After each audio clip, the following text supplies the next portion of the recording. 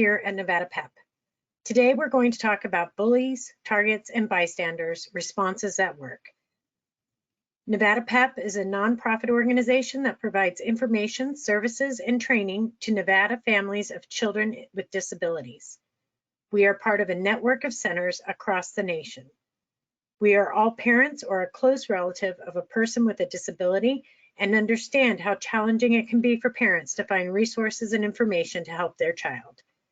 We are proud to provide this free training, but as a nonprofit, we appreciate donations and would encourage you to visit our website at nvpep.org to make a donation. We are going through a series of PowerPoint slides. I would appreciate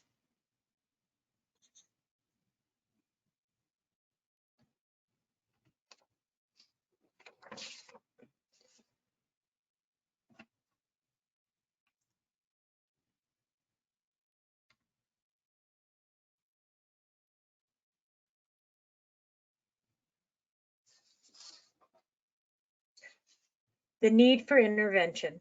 The threat of bullies keeps thousands of schools home from school.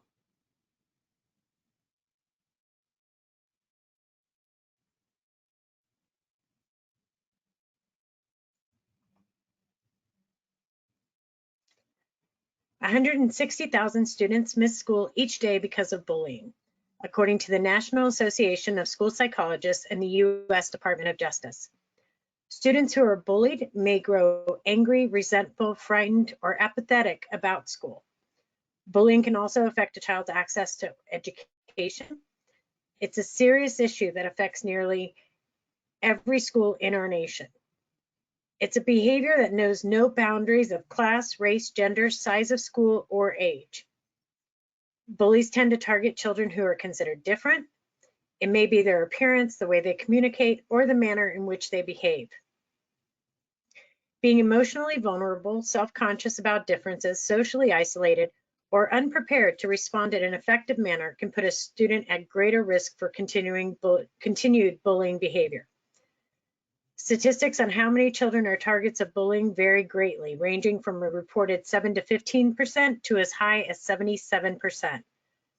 Although there's not a great deal of statistical research on the number of children with disabilities that are bullied, studies do indicate that two of the primary characteristics of becoming a target of bullying behavior are a child's vulnerable reaction to the behavior and social isolation.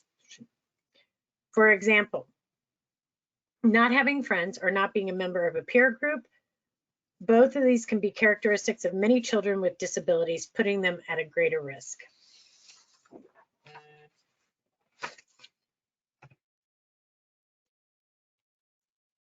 Targets of bullying may be at risk for school avoidance, low self-esteem, increased fear or anxiety, depression, lower grades, and increased violence in the school. Bullying can intensify the challenges that children with disabilities already often face in accessing educational opportunities. They may be deprived of their legal right to participate in or receive services, benefits, opportunities, or their right to FAPE, the free appropriate public education. A major cause of stress at school for children is the fear of being bullied or taunted. Kids who are bullied are 2 to 3 times more likely to have headaches or other illnesses. And without intervention, bullying can lead to serious academic, social, emotional, and even legal problems. Targets often fear school and consider school to be an unsafe and unwelcoming place. Dan Alwoos, a well-known international bullying expert, has noted that bullying affects not only those who are bullied, but those who witness the behavior also report feeling less safe and less satisfied with school. Tragedies such as those in Columbine and Parkland were contributed in part to bullying. A 2004 study by the U.S. Secret Service and the U.S. Department of Education found that nearly 3/4 of school shooters had been bullied or harassed at school. It's important to note that after a report of bullying, Nevada law requires school administration to provide parents of the target with any necessary counseling resources or intervention services available. Providing supports to families such as counseling may aid in preventing escalation tragedies like school shootings from happening.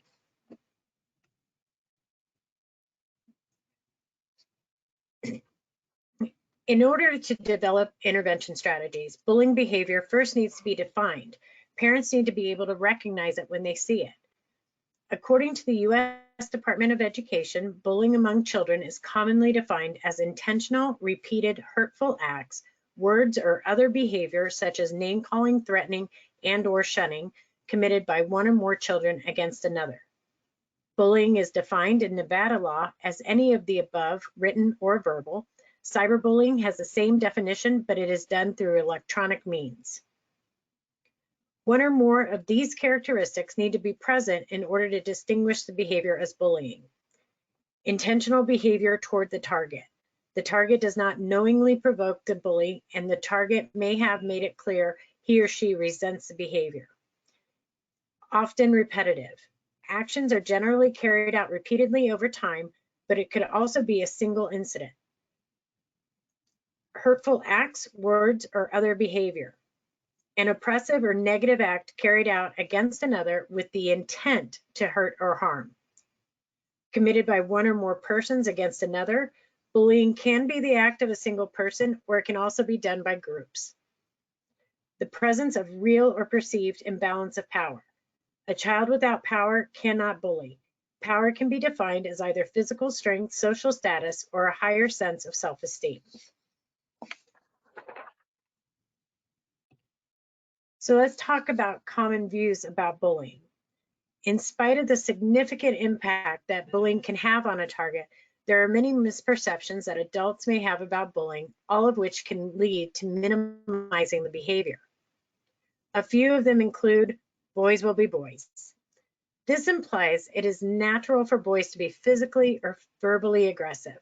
However, research indicates that aggression is a learned behavior, not a natural response. Girls don't bully. Research shows that girls can and do bully.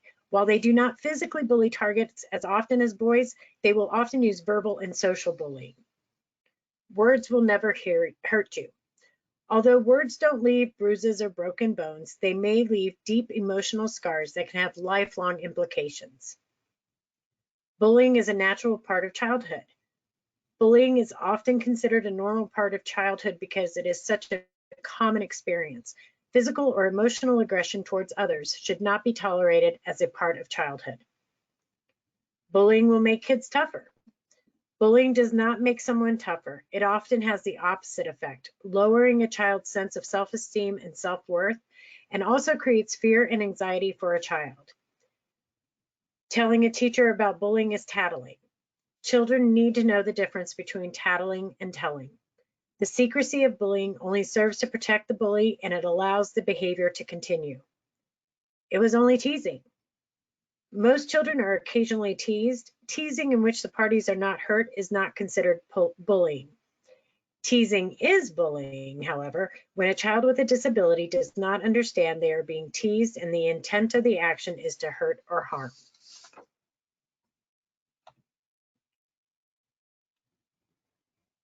Some of the common characteristics of children who are targeted by bullies are they display vulnerable behaviors.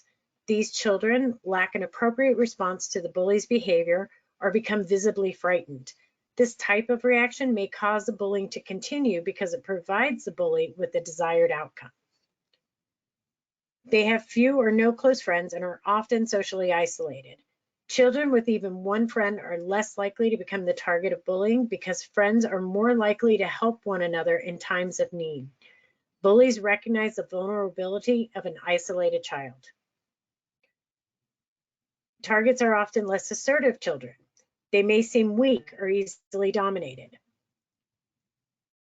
Lower self-esteem and confidence. Children with low self-esteem often feel they deserve the abuse. The words we use to describe bullying are very important and powerful. Children who are bullied are often referred to as victims. This term implies that the child is powerless to change their situation or that they are somehow responsible for the actions of another. Children who are bullied are really targets, and they do have power, with help from parents and school staff, to change what is happening to them.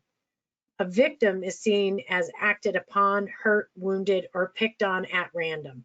The child may feel, I am a victim, it's hopeless, I'm powerless, I am weak. When using the word target, we see the child as picked on intentionally. Someone made a decision to hurt them, and we can make plans to keep it from happening again.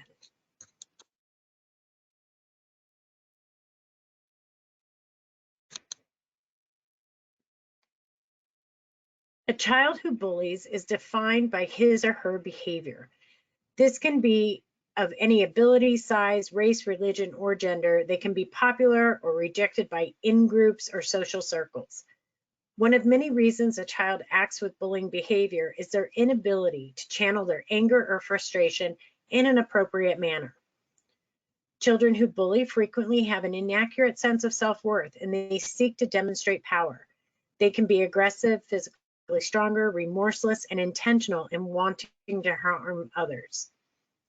They might have a large circle of friends. This social status is sometimes reached by forcing children to befriend them out of fear. The quote-unquote friends of the child who bullies fear becoming targets themselves. It's important to note that when referring to a child with bullying behavior, calling them bully should be avoided. Bullying is about the behavior, and children should be provided with the opportunity to redirect their behavior in more positive ways. Consider using child who bullies or a child with bullying behavior instead.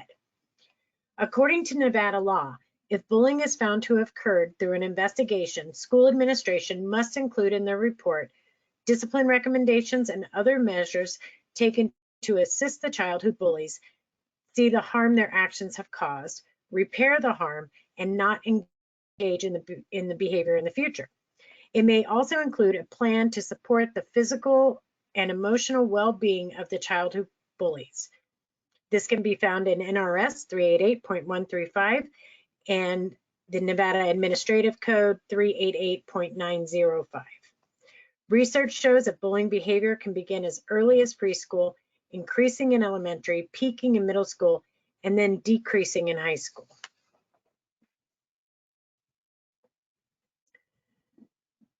So let's talk about reactive bullying. Reactive bullying is defined as when the student is both targeted by bullying and then bullies in response, therefore playing a dual role. Students in this scenario often act impulsively, react quickly to physical behaviors, physically fight back, taunt the person who is bullying, and struggle to comprehend social norms. It's important to teach the targets of bullying to use better strategies when responding to bullying behavior.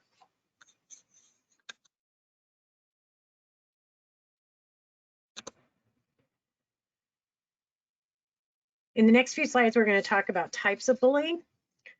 Bullying behavior can be broken down into 4 types: verbal, physical, emotional, and sexual. We'll start discussing verbal bullying first. Verbal bullying is the most common type and the easiest type of bullying to inflict on other children because it's quick and it's direct. It includes teasing, name-calling, threats against the target, intimidation, demeaning jokes about another's differences, spreading rumors, gossiping, and slander. Verbal bullying usually peaks in middle school and begins to decrease as children become more socially conscious and accept the differences of others. The difference between good-natured fun and bullying is the intent of the bully and the reaction of the target. If there is an intent to harm or if the target feels hurt by the teasing, this can be considered bullying.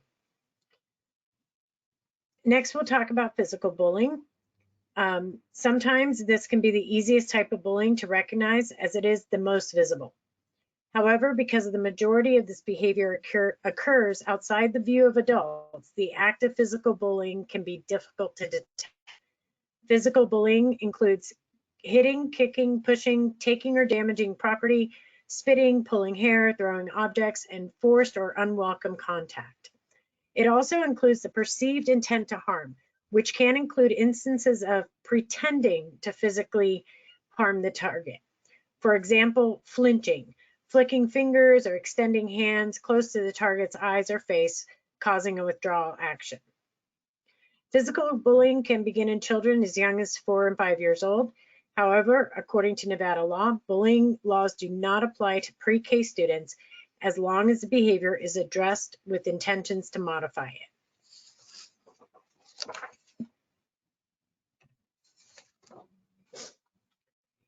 Emotional or social bullying is the most sophisticated of bullying.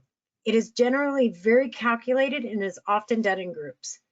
It can be the most difficult type of bullying for children to define as bullying because they may often feel as if they did something to deserve it, or they do not understand why it is happening to them. Types of social bullying include alienation or exclusion from groups, manipulation done to prevent acceptance into groups. This could include gossiping or making negative comments about the child. Damage to reputation, telling negative stories about another person in order to inflate one's own self-esteem. Public humiliation, making fun of the appearance or the behavior of the child, creating a sense of unease for the target, purposely making the target feel vulnerable or unsafe. Posting slander on the internet, which is also known as cyberbullying.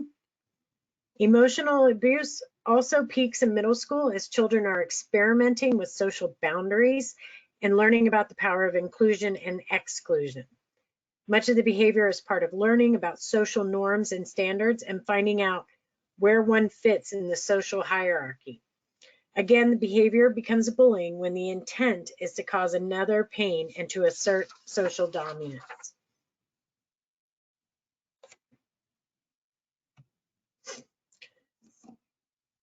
So a social bullying scenario, Maria, a young girl with spina bifida, was a lifelong friend with neighbor of Anna. The two girls had been inseparable. When the girls began 7th grade, Anna attended tryouts for the football cheerleading squad. She was one of 6 selected and was very excited to be a part of the team. Anna asked Maria to watch the first open practice, and afterward they planned to eat at Anna's house. The next day, the head cheerleader, Caitlin, approached Anna in the hallway and said she did not want people with disabilities, like Maria, at practice. Caitlin told Anna if she wanted to be part of the team, she had better not invite Maria again. So options that we could have suggested for Anna would be to invite the cheerleading squad to her house to meet Maria and get to know her. Anna could explain to the head cheerleader that she's been friends with Maria for years and she should be welcome to attend open practices. And also, Anna could talk to the cheerleading coach about the situation.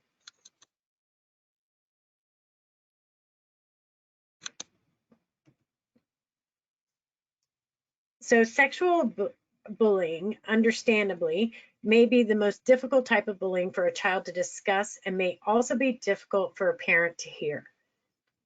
Children need to know acceptable physical boundaries. For example, is it okay to hug someone before asking them? And appropriate behavior in social relationships. For example, is it okay to compliment someone on their appearance?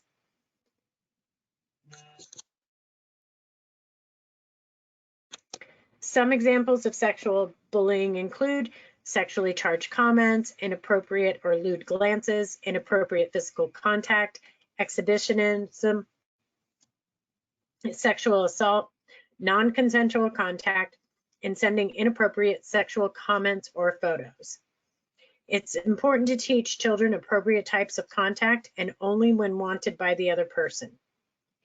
Children need to be provided with the appropriate social rules and norms for dating and flirting so they can act with respect toward their peers and also recognize when someone is not respecting them sexually. To get a better idea about acceptable behavior at school, parents may review the school's policies. So planning ahead, it's important to recognize a child's potential as a target and develop a plan to provide a child with disabilities the skills and strategies to avoid the bullying behavior.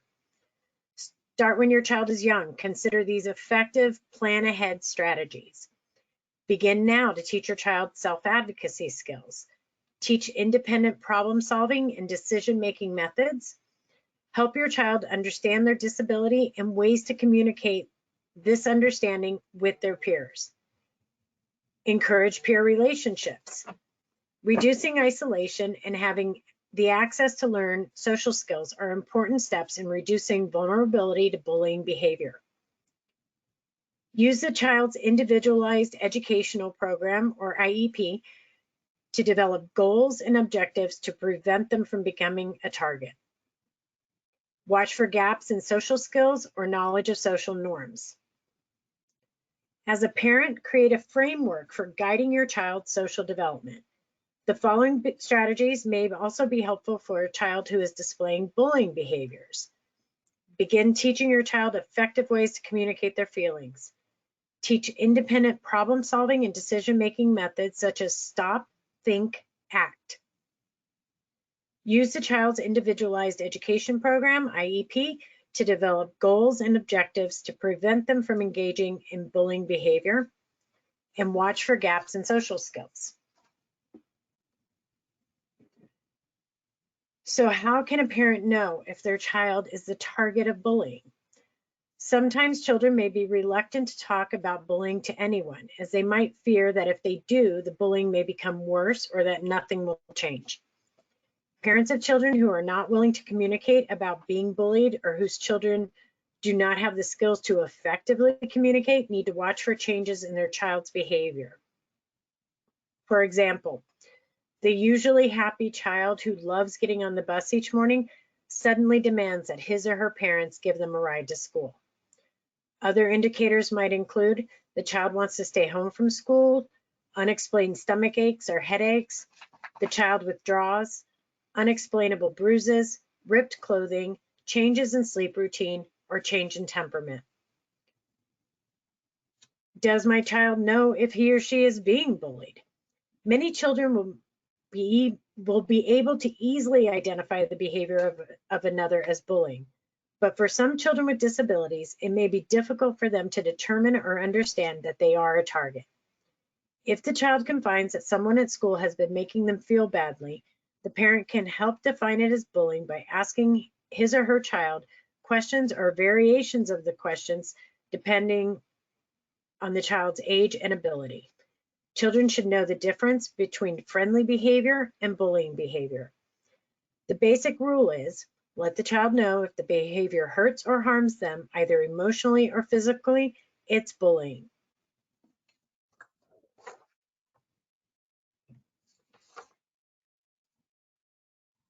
Billy, a 9-year-old with a learning disability, came home from school and seemed unusually quiet. Billy's dad asked him, "How was your day?"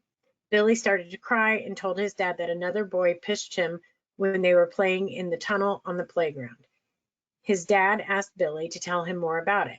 He listened to Billy's story and told his son that it was not his fault that someone pushed him and that it is okay to talk about it. Then Billy and his dad talked about what they should do next. Together, they decided the first thing they should do is report the incident to Billy's teacher or school administrator. Other steps Dad could take regarding the bullying incident could include telling Billy to stay away from the tunnel while the boy is playing there, document the incident, and teach Billy to use self-advocacy.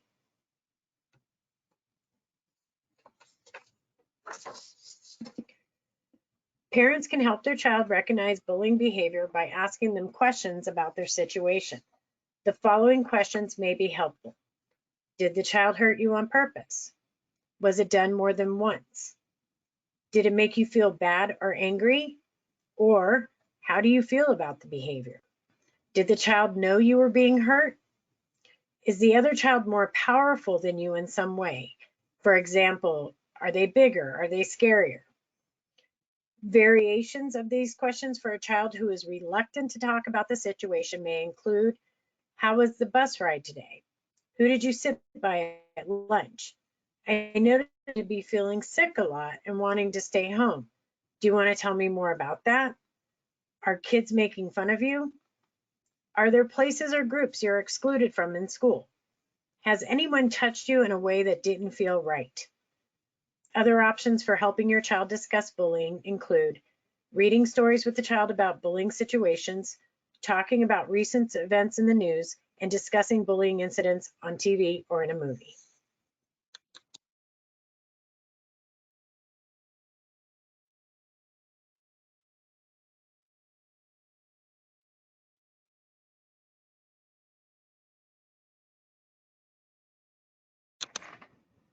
When parents discover their child is being bullied, they may feel a variety of emotions.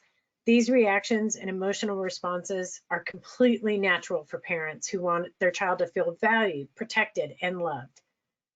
Reactions of parents may include, I feel terrible that I didn't know, and the disbelief that someone would harm their child. I don't understand why this is happening to my child. Is he or she okay? Fear for a child's safety and sadness in not having protected them. I wish I had done something sooner. Shock and guilt at why they or someone else had not recognized the bullying behavior earlier and done something to prevent it or stop it. I am so angry. Anger against the person who is bullying their child, his or her parents, and the school. Feeling helpless. Feeling like a victim because their child has been bullied, powerless to help themselves or their child. In order to become a more effective advocate for their child, it is important for parents to recognize and acknowledge their reaction, but then to focus on the issue, not the emotion. Move from, why did this happen to my child, to an action plan. The parent's approach, attitude, and responses will impact their child and those working with them to intervene against the bullying behavior.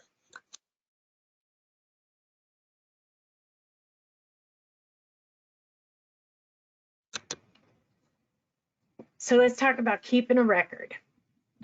When a child is a target of bullying, parents need to document the events and develop a record or a history of what is happening to their child.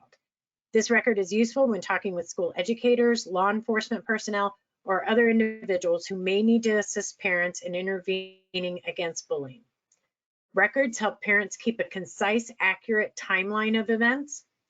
Parents may think that they're going to remember the events, but it is easier to use a written record when referring to events versus trying to recreate them afterwards. The record can also help in determining if the bullying behavior has increased or decreased in frequency or duration. The record should be factual and based on actual events. Do not add opinions or emotional statements. Data is important. Remember, if it is not in writing, it does not exist. Content should include written information about the bullying incidents, the date of the event, the persons involved, and the child's account of the event. Also include all communication with professionals such as teachers and school administrators, the date of those communications, discussion of and summary of the event, the response of the professional, the action that was taken, reports filed by the school in accordance with the school district policy. Other methods for recording events may include pictures taken of the child after a bullying incident to document any physical evidence, healthcare records that indicate bullying, or a recording of the child talking about the bullying.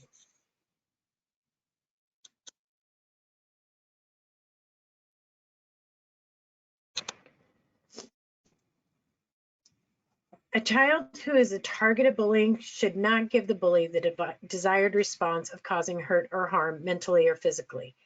Strategies that involve direct interaction between a child who bullies and the target should, when possible, be avoided in situations in which the bullying is very intense, relentless, or the child feels physically threatened. When deciding appropriate strategies, parents may want to consider the nature of the behavior. Will the child be safe in carrying out the intervention? How long has the behavior been going on? Is the intervention appropriate for the child's age? Does the child have the skills and ability to carry out the strategy? The child's developmental level should also be taken into consideration. And the needs of the child. Does the child have formal support of school personnel and informal support such as peers and friends to help with the strategies? When a child is a target of bullying behavior, he or she needs to have strategies to react to the bullying situation. The reactions fall under two categories, indirect and direct. Indirect reactions offer strategies for the target that involve the option of not directly responding to the bully. The child may ultimately avoid the situation or not provide the bully with opportunity to initiate or continue the behavior. Strategies a child can use to avoid bullying situations or prevent it from continuing are to disregard the bully, try not to give the bully an emotional response, crying, becoming angry, visibly scared, etc. Children cannot control what others say. However, they can learn to control their own reactions. Using self-talk. Practice with the child methods to think through the situation. Instill the importance of acknowledging that just because someone says words about you or unfairly does something to you, that you still have choices. The child can say, I do not believe what they say. They do not have the right to hurt me. Practice role-playing and problem solving. Work with the child to develop established responses to situations, then practice the response until the child is easily able to do it on his or her own. Move away from the bully and/or the situation. As soon as a child recognizes the potential for bullying behavior, he or she should move away from the situation. Help the child decide where to go. They can stay away from areas or situations where bullying occurs. When a child knows that bullying occurs in certain places, for example, in a tunnel on a playground, a deserted hallway, etc., they should try and avoid those places. The child should always stay in the view of an adult. And finally, stay with another child, friend, peer, or sibling. Research shows bullies are more likely to target children when they are alone. Direct reactions offer strategies for situations when the target chooses to respond directly to a bullying situation, ultimately to stop the bullying immediately and/or to prevent it from happening again. Here are some strategies a child can use to respond directly to a bullying situation or prevent bullying, all of which involve giving the bully an unexpected response. Educate the bully. Tell the bully a brief statement about your disability or difference. For example, when a child with a learning disability is called stupid, they can respond by telling the bully, I have difficulty reading and I am working hard to improve. This is best done one-to-one, not in a group situation. Agree with the bully. Tell the bully they're absolutely correct and you agree with everything they are saying. For example, when a child with a limp is teased, they can tell the bully, yes, I do walk with a limp. You are right in noticing that. Seek the help of an adult. Locate the nearest adult, attract their attention, let the adult know you need help. According to Nevada law, once school staff are aware of a bullying incident, they are required to report it to the school administration immediately. Ask the bully to stop. Let the bully know that you want them to stop. Tell them they should not bully you. This is the most effective when there are other children near you. Adults should never encourage children to respond physically, for example, fight back, because that only leads to other issues such as suspension or increased physical violence. Rather than contacting the parent of the bully directly, it's important to work with the school administrators to address the issue of bullying behavior. The school is required to investigate, develop a safety plan, and encourage school-wide awareness that bullying will not be tolerated. So a scenario of a direct reaction to bullying could be Ryan, a 9-year-old with a visual impairment, wears very thick-rimmed glasses and is small for his age. Ryan is used to other children commenting about his appearance, everything from 4 eyes to shrimp to sissy. His mother taught him that when children call him names, they do it because his glasses make him unique and other children don't know how to react. Some direct reactions Ryan could use to stop the bullying would be to educate, talk with them about what it is to wear glasses. Ignore them, just walk away, make a joke, 4 eyes are better than 2. Agree, I am wearing glasses to help me see. Seek the help of an adult or just ask the bully to stop. So reporting bullying incidents. The increase in bullying behavior has resulted in new laws and policies and more formalized ways for parents, students, and staff to report a bullying incident. Safe Voice is a reporting system used to report threats to the safety or well-being of students. The person making the report has the option of remaining anonymous. It is an app, an online system, and a hotline, so reports can be made one of 3 ways. Reports made on Safe Voice go through the Department of Public Safety and then to the school administration for investigation. Another way to report an incident is by writing down the information about the bullying behavior and giving it to the school administration, or using the Nevada Department of Education's website at www.bullyfreezone.nv.gov. In Nevada, data collection on the number of reports and how many violations were found to have occurred is required to be reported on a monthly basis to the school principal supervisor and the director of the Office of a Safe and Respectful Learning Environment. Safe Voice allows for all reports to be in one place. With that being said, parents and students are encouraged to use a system that will record and account for the reports being made.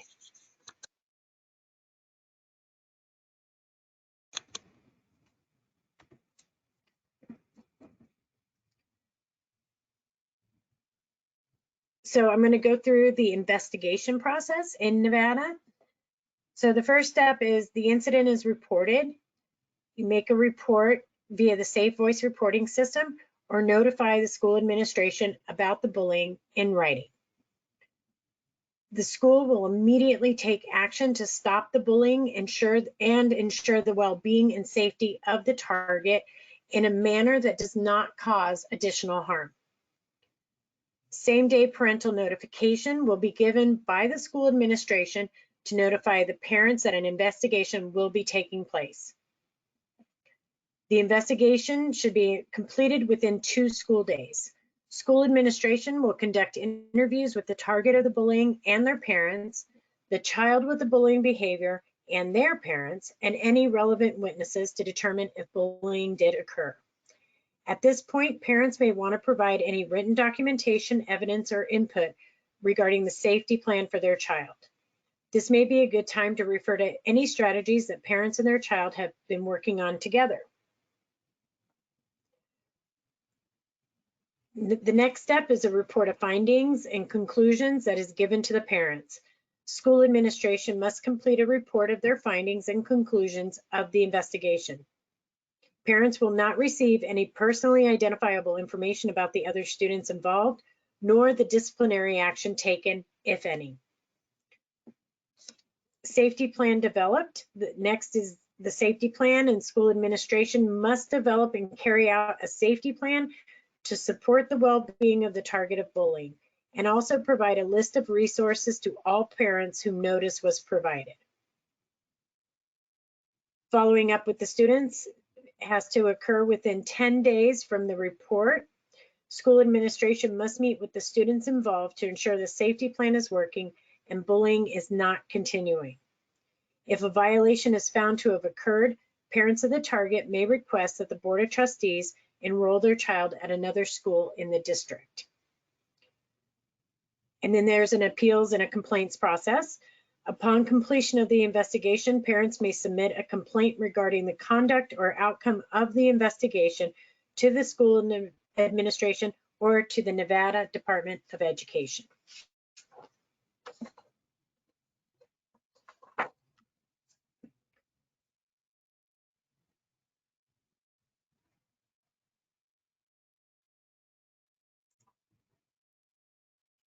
It is important for parents to watch for gaps in social norms among their children.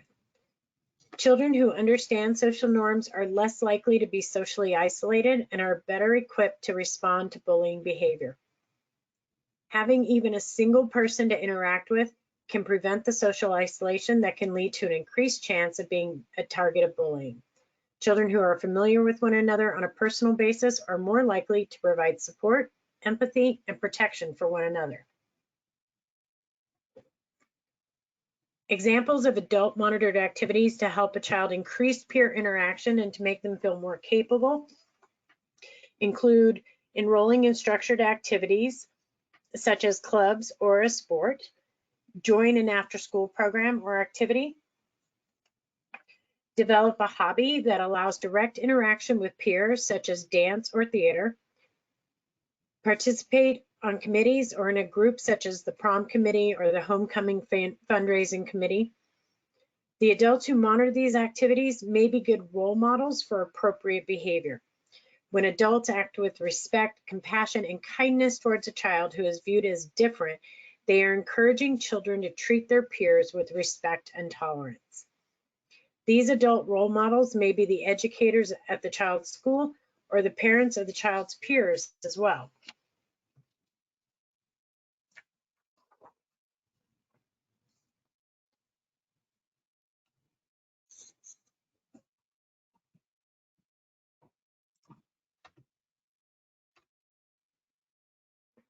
Professionals can be useful in providing support, advice, and information to parents and their child in addressing bullying. Options for working with professionals outside of the school system may include talking with a counselor or a therapist. Counseling could be beneficial for the target and the parent, as they may be dealing with conflicting emotions about the bullying. Some schools offer in-school counseling. The school counselor may be a good person to speak with about different resources within the community. Consult with a violence prevention organization.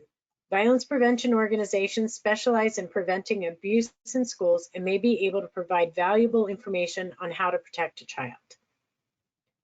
Learn more about community support groups. Children who are bullied can benefit a lot from talking with peers who share similar experiences.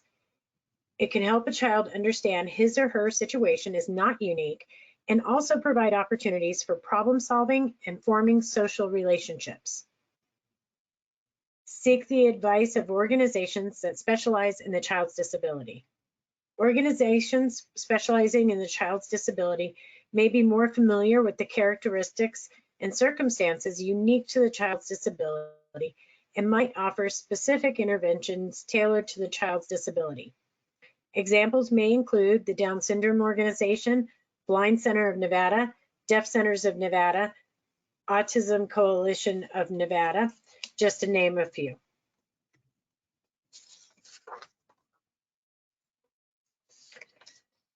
It's important for parents to watch for gaps in, When a child is at school, his or her safety is ultimately the responsibility of school personnel. However, parental involvement can create a relationship between you and the school and ultimately allow them to take your child's safety more seriously. Options for parental involvement in the school could include talk with your child's teacher. The teacher needs to know you are concerned about your child's safety. Discuss options on how they can help with your child's plan to respond and react to bullying behavior. Encourage developing a class contract to establish how students will behave towards one another, or creating safe zones with more supervision for areas that are typically not monitored, such as the bathroom or various parts of the playground. Talk with school administrators. Encourage school personnel to adopt a bullying awareness program or plan a school-wide assembly to teach students about bullying prevention. In Nevada, the first week of October is deemed the Week of Respect, in which schools should be providing instruction on the ways students can prevent bullying and cyberbullying in their schools. Ask to speak to class about the child's disability. Promoting disability awareness can lead to greater understanding and empathy among peers.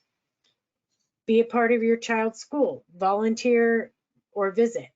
Take an active role in your child's school. Let students, teachers, and other parents know who you are. Those familiar with your child and family are more invested in making sure that they are included and protected. Join the local parent-teacher organization. Raise the level of bullying awareness with other parents and encourage peer interaction. Offer to speak before the school board. Discuss the issues and concerns surrounding bullying in the school and what interventions may be put in place.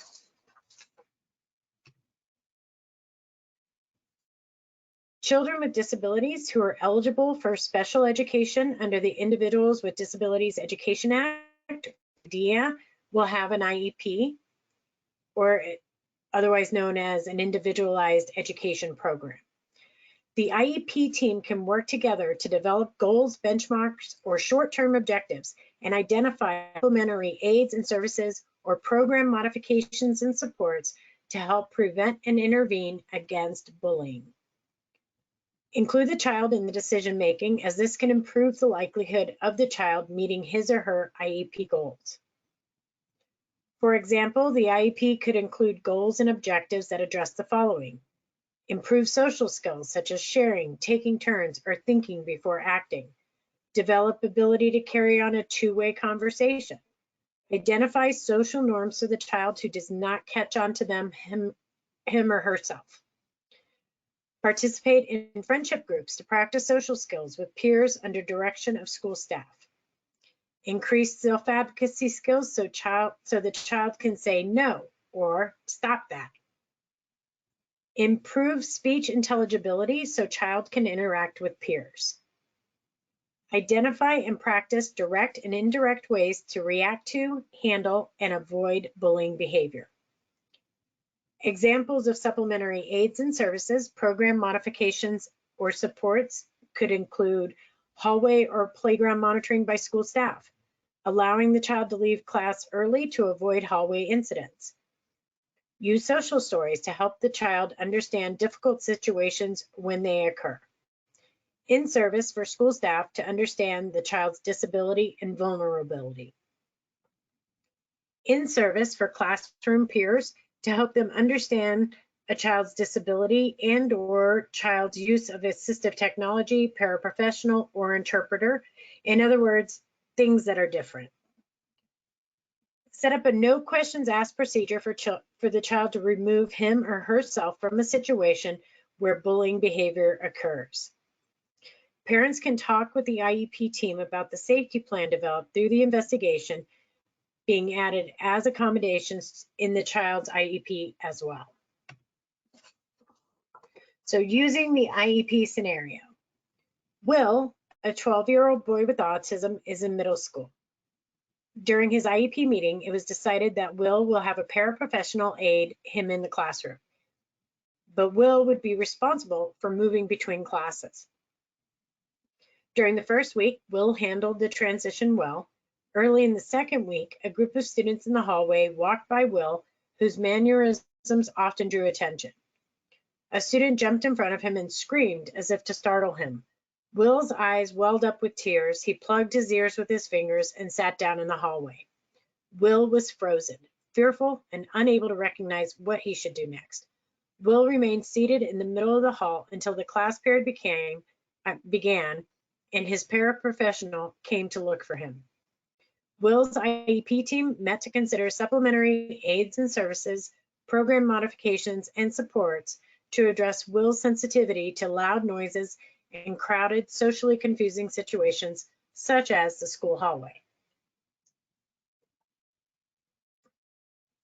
Goals and interventions that might be included in the IEP to address bullying might include allowing Will to leave class early to avoid hallway incidents.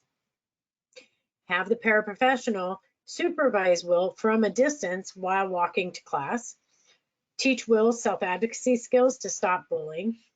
Designate an area for Will to go when he is feeling unsafe.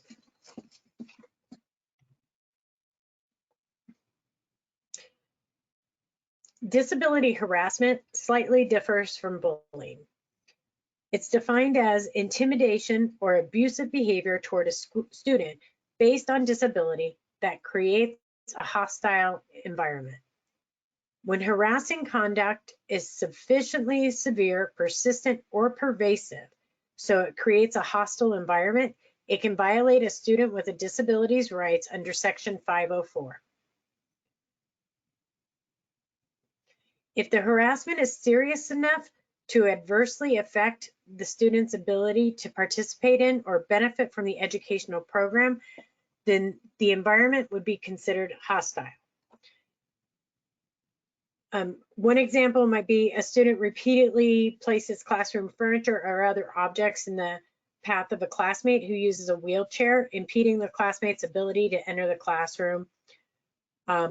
or students continually taunt or belittle a student with an intellectual disability by mocking and intimidating him so he does not participate in class.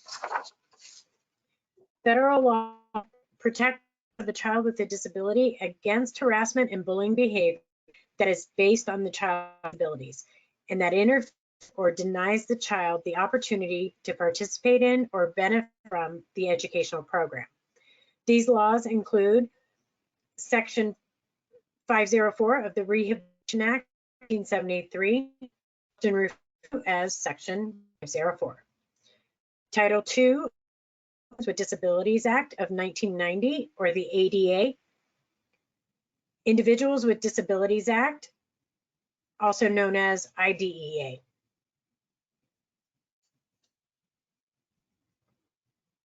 These laws apply to disability harassment because disability harassment may deny a student an equal opportunity to education under Section 504 or the ADA. Disability harassment may deny a free, appropriate public education, or FAPE, for eligible students with disabilities under Section 504 ADA or IDEA.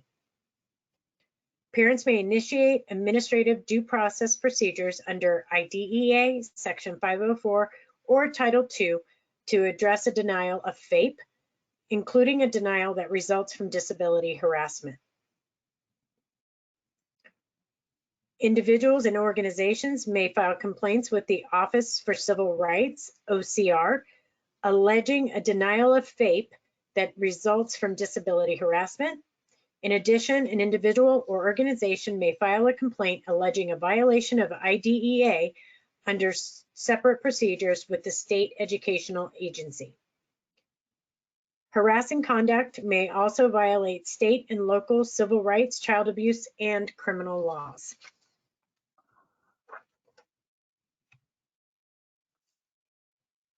The Office for Civil Rights and Office of Special Education and Rehabilitative Services, OSERS, recommend the following measures to prevent and eliminate harassment.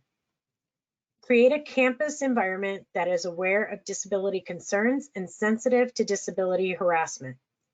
Weave these issues into the curriculum or programs outside of the classroom. Encourage parents, students, and employees and community members to discuss disability harassment and to report it when they become aware of it. Widely publicize anti-harassment statements and procedures for handling discrimination complaints. That kind of information makes students and employees aware of what harassment is and that such conduct is prohibited and not tolerated, and that effective action will be taken as appropriate.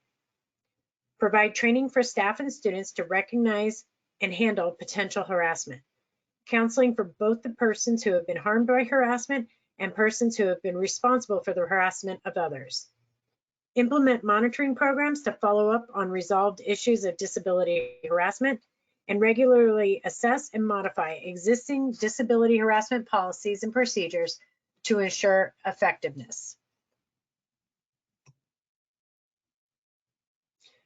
School districts have a legal responsibility to respond to disability harassment allegations. The first step for school districts is to develop an official policy statement prohibiting discrimination based on disability harassment. To ensure broad circulation, the statement and grievance procedures may also be posted on school websites or sent home to parents with report cards or other communications. The anti-discrimination statement should identify the person to whom complaints of disability discrimination should be made to. This includes their title, business address, and telephone number. The statement should include directions as to how and where to obtain a free copy of the complete grievance procedure. The school district also has a responsibility to respond to disability harassment if and when it does occur, by taking effective action to promptly end the harassment, prevent it from recurring, and, where appropriate, address the effects on the student who was harassed.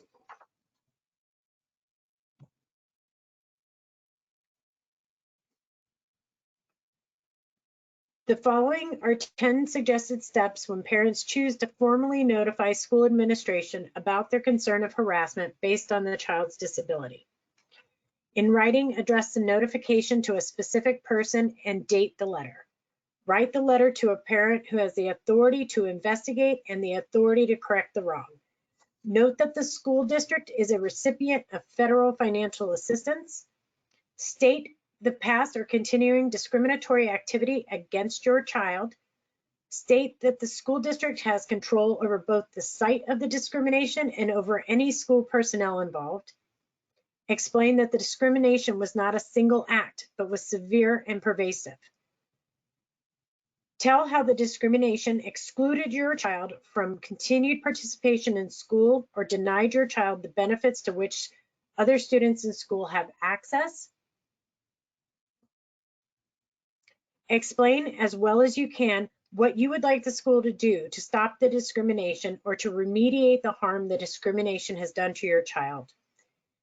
Ask for a copy of a school district grievance procedure under Section 504, even if your child has an IEP under IDEA. Not having this information may result in continued discrimination. State that if the person receiving this letter does not investigate or does not take effective corrective action, that you may claim that the district showed deliberate indifference to discrimination. You may also want to add a date you expect to hear back from the district regarding your letter.